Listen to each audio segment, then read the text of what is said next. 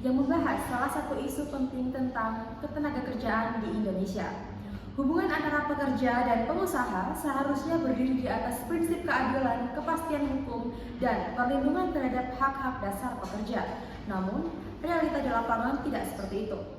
Dalam video ini, kami akan mengangkat kasus nyata yang menimpa puluhan karyawan PT Trijaya Tirta Dharma, sebuah perusahaan air dalam kemasan yang menghadapi keterlambatan pembayaran gaji dan tunggakan iuran BPJS. Bukan hanya berdampak pada kondisi ekonomi, namun pelanggaran ini juga berdampak pada keresahan sosial yang mendalam.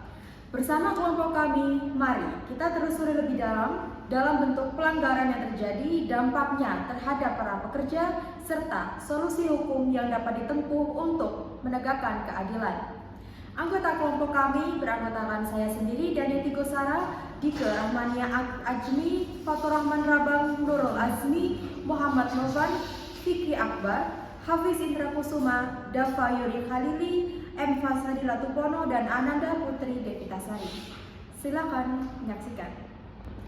Baik teman-teman, kita tiba di pembahasan pertama pada presentasi paper ini, yakni mengenai alasan topik ini kita angkat gitu. Nah, hal ini akan dibahas oleh Kak Nurul Azmi. Maka kepada Pak Nurul Azmi silakan untuk masuk ke dalam diskusi kita ini. Ya Kak. Halo. Oke, kita langsung aja. Jadi kenapa sih topik ini tuh kita angkat gitu di dalam paper ini? Jadi topik ini penting untuk kita bahas karena menyangkut hak-hak dasar pekerja dan dampak sosial ekonomi yang luas, seperti perlindungan hak karyawan, dampak langsung pada kesejahteraan pekerja, akuntabilitas dan tanggung jawab perusahaan, dampak sosial dan ekonomi, dan pentingnya penegakan hukum. Jadi kesimpulannya itu membahas topik ini sangat penting yang perlindungan hak pekerja, mendorong akuntabilitas perusahaan, menjaga kesejahteraan sosial, dan memastikan penegakan hukum berjalan demi keadilan di dunia kerja. Oke, ada tambahan Kak? Sudah. Oke, terima kasih Kak Nurul sudah menyampaikan materi tentang alasan topik ini kita angkat. Gitu. Terima kasih. Oke, setelah pembahasan pertama mengenai kenapa topik ini perlu dibahas, kita tiba pada pembahasan kedua, yakni rumusan masalah yang kita angkat di permasalahan ini. Jadi mungkin kepada Kak Ananda Putri Devitasari bisa bergabung pada kita di diskusi kali ini. Selamat pagi Kak Devita. Di sini Kak Devita akan membahas mengenai rumusan masalah. Jadi rumusan masalah apa nih yang diangkat di paper kita ini? Terima kasih atas kesempatannya. Jadi dalam tugas paper kami mengangkat 3 rumusan masalah. Rumusan masalah yang pertama itu kami membahas tentang apa bentuk pelanggaran yang dilakukan oleh PT Trijaya Tirta Dharma terhadap hak-hak para pekerja. Lalu untuk rumusan masalah yang kedua kami membahas tentang apa dampak yang ditimbulkan akibat keterlambatan gaji dan tunggakan BPJS bagi karyawan. Lalu untuk rumusan masalah yang terakhir kami membahas tentang bagaimana upaya penyelesaian yang dapat dilakukan oleh pekerja dan lembaga terkait. Oke, jadi kesimpulannya ada 3 ya rumusan masalah yang diangkat. Yang pertama itu mengenai bentuk pelanggaran dari perusahaan yang dilakukan kepada karyawan. Kemudian yang kedua itu apa dampak yang ditimbulkan dari keterlambatan pembayaran gaji dan iuran BPJS. Terus yang ketiga itu adalah upaya dan tanggung jawab dari perusahaan, juga penyelesaian yang lain dari permasalahan ini, begitu Kak? Oke, terima kasih kepada Kak Devitasari untuk penyampaiannya. Ya Kak, terima kasih. Oke teman-teman, selanjutnya adalah pembahasan mengenai tujuan penelitian yang akan disampaikan oleh Kak Fatur Rahman Rabang. Untuk Kak Fatur Rahman Rabang, silakan untuk bergabung untuk diskusi kali ini. Oke, jadi kita langsung saja. Kak Fatur Rahman, jadi apa sih tujuan penelitian dari paper kita ini? Jadi tujuan penelitian dari paper kami ini yang mengenai kasus yang diangkat adalah penunggakan iuran BPJS dan keterlambatan gaji yang dilakukan oleh PT Trijaya Tirta Dharma. Jadi Melalui penelitian ini kami mengusung atau tujuan yang pertama adalah mengidentifikasi pelanggaran hukum hak normatif yang dilakukan oleh PT Trijaya Tirta Dharma, dan yang kedua itu menganalisis dampak yang terjadi mungkin dari sisi ekonomi, terus dampak sosial karena dengan tunggakan gaji, tunggakan iuran dan keterlambatan gaji ini membuat hak jaminan sosial dari para pekerja itu hilang. Terus yang ketiga itu memberikan rekomendasi dan solusi hukum yang tepat bagi para pekerja sehingga hukum itu tidak hanya di atas kertas saja tapi berguna bagi masyarakat dan pekerja. Mungkin Oke, sudah ada tambahan lain? ya itu aja. Oke, terima kasih pada Mas Rohman sudah menyampaikan tujuan penelitian pada pembahasan kita kali ini. Terima kasih. Nah, pembahasan selanjutnya adalah metode penelitian yang kami pakai dalam paper ini. Hal ini akan disampaikan oleh Kak Dava Yuri, maka kepadanya kami silakan untuk bisa bergabung.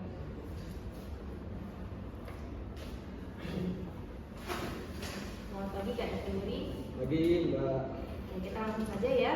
Jadi apa sih metode penelitian yang kita pakai dalam paper ini? Nah, dalam paper ini kita menggunakan metode kualitatif, deskriptif dengan pendekatan studi kasus. Nah, terus data yang dikumpulkan itu melalui literatur, media daring, dan juga regulasi dokumen kerjaan. Analisis dilakukan secara sistematis untuk menggambarkan konflik, terus respon dari pihak terkait, lalu pelanggaran, serta juga kejadian. Mungkin cukup untuk metode pembuktian dari paper ini. Oke, sekian pemaparan dari Kak Dava Yuri. Terima kasih Kak. Oke teman-teman, jadi tibalah kita pada pembahasan utama, yakni jawaban dari rumusan masalah paper kami yang nantinya akan disampaikan oleh Kak Fikri Akbar, juga Kak Fasali dan juga Kak Hafiz. Nah, nanti Kak Fikri itu akan menjelaskan mengenai bentuk pelanggaran dari perusahaan kepada karyawan, kemudian Kak Fasali ini akan menjelaskan mengenai dampak dari pelanggaran itu, dan juga Kak Hafiz akan menjelaskan mengenai tanggung jawab dan upaya dari perusahaan tersebut gitu. Nah, nanti kita akan menyaksikan video dari Kak Fikri Akbar karena beliau tidak bisa hadir dalam diskusi kita kali ini. Jadi sekarang kita akan menyaksikan video yang sudah beliau siapkan. Silakan menyaksikan. Assalamualaikum warahmatullahi wabarakatuh. Sebelumnya perkenalkan, nama saya Fikri Akbar Wibowo dengan NIM 220002427. Jadi sini saya akan menjelaskan tentang bentuk pelanggaran oleh PT Trijaya Tirta Dharma. Kasus PT Trijaya Tirta Dharma mencakup beberapa bentuk pelanggaran ketenagakerjaan yang serius, baik dari sisi administratif, perdata maupun potensi pidana. Berikut penjelasan yang lebih mendalam. 1. Keterlambatan pembayaran gaji. Kewajiban hukum, pengusaha wajib membayar upah paling lambat 7 hari setelah jatuh tempo sesuai pasal 93 Undang-Undang Nomor 13 Tahun 2003 tentang Ketenagakerjaan. Pelanggaran, PT Trijaya Tirta Dharma menunda pembayaran gaji karyawan selama 2-4 bulan, melampaui batas waktu yang diperbolehkan. Konsekuensinya, perusahaan dapat dikenakan sanksi administratif berupa denda, bahkan jika keterlambatan terjadi karena alasan keuangan, denda ini tidak menghapus kewajiban perusahaan untuk tetap membayar upah secara penuh. Sanksi denda. Denda atas keterlambatan dihitung progresif, misalnya 5% dari upah untuk keterlambatan 4-8 hari, dan tambahan 1% per hari berikutnya, maksimal 50% dari upah sebulan. 2. Tidak menyetorkan iuran BPJS. Kewajiban hukum. Perusahaan wajib memotong dan menyetorkan iuran BPJS Kesehatan dan Ketenagakerjaan dari gaji karyawan ke BPJS sesuai Undang-Undang Nomor 24 Tahun 2011 tentang BPJS. Pelanggaran. PT Trijaya Tirta Dharma memotong iuran BPJS dari gaji karyawan tetapi tidak menyetorkannya ke BPJS sehingga kepesertaan karyawan menjadi tidak aktif. Konsekuensinya, tindakan ini menyebabkan karyawan kehilangan hak atas layanan kesehatan dan perlindungan sosial yang seharusnya mereka terima. Sanksi administratif dan pidana. Perusahaan dapat dikenai sanksi administratif atau teguran, pembatasan usaha, sampai pembukaan izin. Dan sanksi pidana berupa penjara hingga 8 tahun atau denda hingga 1 miliar. 3. Potensi penggelapan dana BPJS. Unsur pidana, memotong iuran BPJS dari gaji karyawan namun tidak menyetorkannya ke BPJS, dapat dikategorikan sebagai tindak pidana penggelapan sesuai pasal 374 KUHP, junto pasal 64 KUHP, dan pasal 55 Undang-Undang Nomor 24 Tahun 2011. Sanksi pidana. Pelaku dapat dijatuhi hukuman penjara hingga 8 tahun atau denda maksimal 1 miliar jika tidak terbukti melakukan penggelapan dana iuran BPJS. Praktik di lapangan. Sudah ada putusan pengadilan yang menghukum pelaku penggelapan iuran BPJS dengan pidana penjara, menegaskan bahwa pelanggaran ini bukan hanya pelanggaran administratif, tetapi juga bisa masuk ranah pidana. 4. Pelanggaran hak normatif lainnya. Hak atas jaminan sosial, tidak menyertakan karyawan dalam program BPJS atau menunggak iuran merupakan pelanggaran hak normatif pekerja. Dampaknya, karyawan kehilangan hak atas jaminan sosial yang merupakan pelanggaran prinsip keadilan dan perlindungan pekerja sehingga yang sebagaimana diatur dalam Perundang-Undangan Ketenagakerjaan. Berikutnya kesimpulan.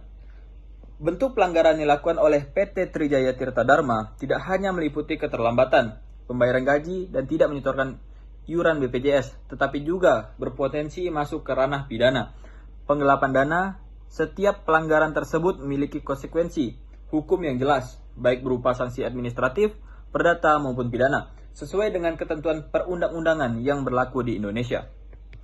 Mungkin sekian dari saya. Wassalamualaikum warahmatullahi wabarakatuh. Terima kasih Kak Vicky Akbar mengenai penyampaiannya terhadap bahasan utama kita ini mengenai bentuk pelanggaran yang dilakukan oleh perusahaan. Selanjutnya akan disampaikan oleh Kak Fasawi dan juga Kak Hafiz ini mengenai dampak dan tanggung jawab dari perusahaan kita. Nah, untuk Kak Fasawi dan Kak Hafiz silakan untuk masuk ke dalam diskusi kita.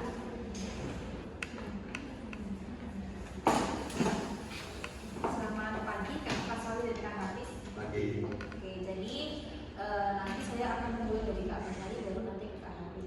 Oke, langsung aja. Jadi Kak Fasawi, apa sih dampak dari pelanggaran perusahaan terhadap karyawan ini? Jadi dampak itu ada memiliki tiga, yaitu yang pertama ya, ekonomi serta sosial dan ketidakpastian terhadap kecemasan. Yang poin pertama, karyawan memiliki kesulitan dalam memenuhi kebutuhan sehari-hari dalam membayar tagihan ataupun memenuhi kewajiban terhadap finansial dalam kehidupannya. Serta poin kedua yaitu dampak terhadap sosial. Karyawan hilang terhadap hak atas perlindungan sosial sangat penting, terutama dalam menghadapi dan risiko kesehatan atau kecelakaan terhadap pekerjaannya, dan kecemasan terhadap ketidakpastian, yaitu menciptakan ketidakpastian bagi karyawan mengenai masa depan terhadap pekerjaan serta kesejahteraan mereka. Dan dari sisi sosial terhadap perusahaannya akan kehilangan kepercayaan terhadap publik dan mitra kerja, serta ketika risiko dalam pekerjaan tidak bertanggung jawab pada perusahaan itu, maka membahayakan nyawa serta dampak terhadap karyawan dalam perusahaan. Mungkin itu saja. Oke, jadi kalau saya bisa menyimpulkan, mungkin dampak daripada perbuatan atau pelanggaran dari perusahaan kepada karyawan ini, yang pertama ada dari sisi ekonomi, yakni karyawan itu sulit gitu ya, jadi sulit untuk memenuhi kebutuhan sehari-hari mereka. Lalu yang kedua, untuk dampak sosialnya itu mereka jadi hak sosialnya itu terganggu gitu ya, dan sangat mungkin untuk terjadi kecelakaan dalam dunia kerja. Kemudian juga ketidakpastian kesejahteraan karyawan, dan juga justru hal ini juga berdampak terhadap perusahaan, di mana mereka itu bisa kehilangan kepercayaan terhadap publik dan juga mitra kerja yang lain gitu. Oke, selanjutnya kita beralih kepada Kak Hafiz mengenai tanggung jawab dan upayanya. Jadi bagaimana Kak hal ini? Kalau bicara terkait tanggung jawab dan upaya penyelesaiannya, tanggung jawab tentu ada dari pihak PT Jaya Tirta Dharma itu sendiri. Kemudian mereka harus menyelesaikan tunggakan gaji dan iuran BPJS para pekerjanya. Tapi tidak bisa semuanya dibebankan pada PT terkait karena ini sudah termasuk persoalan sistemik. Nah, pemerintah melalui Dinas Ketenagakerjaan atau Disnaker punya peran penting dalam melakukan pengawasan dan penindakan. Dalam kasus ini, bahkan DPRD atau Dewan Perwakilan Rakyat Daerah setempat itu sudah memberikan tenggat waktu selama 30 hari untuk menyelesaikan persoalan ini. Jika tidak ada langkah konkret atau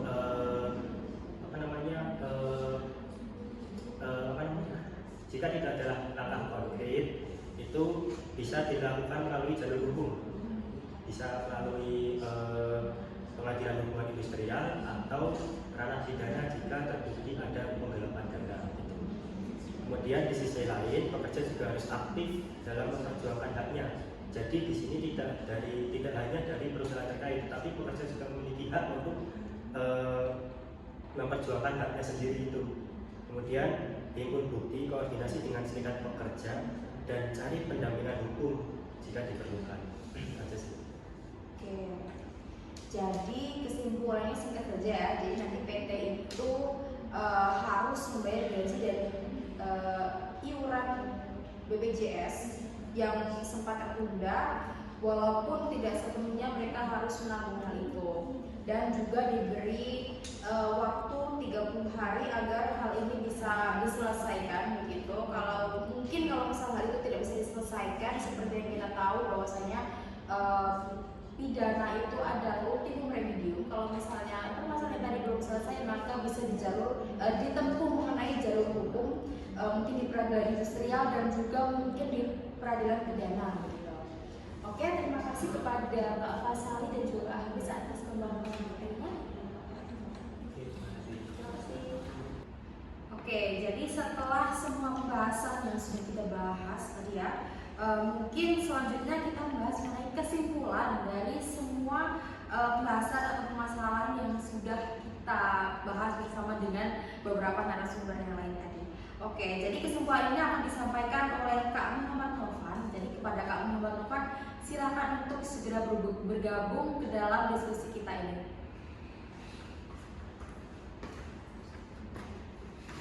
Selamat pagi Kak Novan. Jadi langsung saja ya. Jadi apa sih kesimpulan dari banyaknya pembahasan yang sudah kita bahas ini tadi? Kesimpulan kasus PT Tri Jaya Tirta Dharma mencerminkan lemahnya penegakan hak-hak pekerja di Indonesia. Negara perlu hadir dengan mekanisme pengawasan yang lebih efektif dan sanksi yang tegas bagi pelanggar. Karyawan harus mendapatkan pendampingan hukum organisasi pekerja agar mampu memperjuangkan hak secara kolektif. Oke, sudah? Oke, jadi kesimpulan daripada pembahasan kali ini yang dapat saya simpulkan juga dari pembahasan Kak Novan ini, mungkin kita bisa lihat dari kasus PT Tirta Dharma ini bahwasanya ternyata perlindungan terhadap karyawan itu masih sangat lemah. Juga sanksi yang dikenakan kepada para pelaku atau perusahaan-perusahaan kepada karyawan ini juga belum terlalu tegas begitu. Jadi mungkin selanjutnya gak afdol kalau misalnya kita nggak bahas mengenai rekomendasi dari permasalahan kita ini yang nantinya akan dibahas oleh Kak Dike Rahmania. Oke, jadi sekian untuk kesimpulan. Terima kasih ya Kak Novan. Oke teman-teman, seperti yang saya sampaikan tadi bahwasanya juga afdol dong kalau misal kita nggak memberikan rekomendasi dari permasalahan yang sudah kita bahas. Jadi rekomendasi ini nanti akan disampaikan oleh Kak Dike Rahmania. Jadi kepada Kak Dike silahkan untuk bisa masuk di diskusi kita. Selamat Oke, jadi setelah kita tahu nih, jadi ada masalah mengenai lemahnya regulasi, sanksinya juga lemah mengenai adanya pelanggaran dari perseroan terbatas atau perusahaan kepada karyawan gitu. Jadi tentu hal tersebut nggak boleh ya kalau misalnya nggak ada rekomendasi mengenai permasalahan hal itu gitu. Jadi Kak Dika akan membahas mengenai rekomendasi yang sebenarnya bisa kalau kita tempuh. Jadi gimana nih Kak rekomendasinya? Jadi rekomendasinya yaitu rekomendasi dalam sisi perusahaan perlu adanya tindakan lanjut terhadap hal ini, yakni membayar lunas tunggakan seluruh karyawan terkait termasuk iuran BPJS yang telah dipotong dari upah namun tidak disetorkan. Kemudian perusahaan harus membuat prinsip good corporate governance dalam perusahaan agar akuntabilitas, transparansi, dan kepatuhan hukum tetap terjaga dan menghindari hal yang sama terulang kembali. Jadi, hal ini dapat membuat perusahaan mendapatkan kembali kepercayaan publik atau mitra usaha dalam sistem pemerintahan daerah serta di Disnakertrans untuk perlu mengoptimalkan peran pengawasan ketenaga kerjaan. Perlu dilakukan mediasi pula antar pekerja, perusahaan, dan pemerintah agar penyelesaian bisa berjalan adil dan tidak berlarut. Sedangkan rekomendasi dalam sisi pekerja perlu untuk para pekerja bisa menghimpun bukti berupa slip gaji, mutasi rekening, surat pemotongan BPJS, dan menggandeng kuasa hukum terkait atau serikat buruh untuk mengajukan gugatan perdata dan laporan pidana jika tidak segera dilakukan tindakan atas perbuatan perusahaan. Gitu aja sih. Oke. Jadi rekomendasi yang bisa saya simpulkan ya, yang pertama itu yang jelas itu membayar lunas upah karyawan terkait itu juga termasuk iuran BPJS yang sebenarnya dipotong dari upah tapi mungkin tidak disampaikan gitu ya. Nah hal ini juga berkesinambungan dengan adanya prinsip dari perseroan terbatas yakni GCG atau Good Corporate Governance yang hal ini juga termasuk dalam visible atau transparansi dari kegiatan perusahaan kepada karyawan begitu. Nah di sini adanya prinsip Good Corporate Governance ini nanti jika memang diberlakukan dalam perusahaan, maka prinsip ini akan mengangkat perusahaan ini jadi untuk mendapat mitra usaha dan kepercayaan publik begitu. Dan juga harus ada pengawasan yang lebih ketat dari pihak atau dinas ketenagakerjaan mengenai beberapa pelanggaran dari perusahaan itu sendiri, dan juga menempuh kegiatan atau mediasi begitu. Nah di sini kalau misalnya dari sisi pekerja tadi juga ada rekomendasinya Kak. Jadi untuk menghimpun bukti atau slip gaji, dan mereka juga harus mendapatkan kuasa hukum apabila memang hal ini harus kita bawa ke meja hijau atau ke pengadilan gitu. Oke, terima kasih kepada Kak Dike mengenai penyampaiannya tentang rekomendasi. Semoga rekomendasi ini juga bisa memperbaiki sistem ketenagakerjaan di Indonesia. Begitu. Terima kasih Kak, dan terima kasih teman-teman. Oke teman-teman, demikianlah pemaparan dari kelompok kami mengenai pelanggaran hak-hak pekerja di PT Trijaya Tirta Dharma. Nah, kasus ini tuh sebenarnya bukan sekedar cerita tentang gaji yang tertunggak atau iuran BPJS yang tak disetorkan, tetapi juga gambaran nyata lainnya penegakan hukum ketenagakerjaan di negeri ini yang ternyata masih begitu lemah. Kami menyadari bahwa perlindungan terhadap pekerja bukan hanya tanggung jawab perusahaan, tetapi juga menjadi tugas bersama dengan pemerintah, lembaga hukum, dan masyarakat untuk terus mengawal keadilan. Melalui penelitian ini, kami berharap dapat memberikan kontribusi kecil dalam membangun kesadaran hukum dan memperkuat aturan hukum atau peran hukum ketenagakerjaan demi terciptanya hubungan industrial yang sehat dan berkeadilan. Terima kasih atas perhatian dan waktu teman-teman.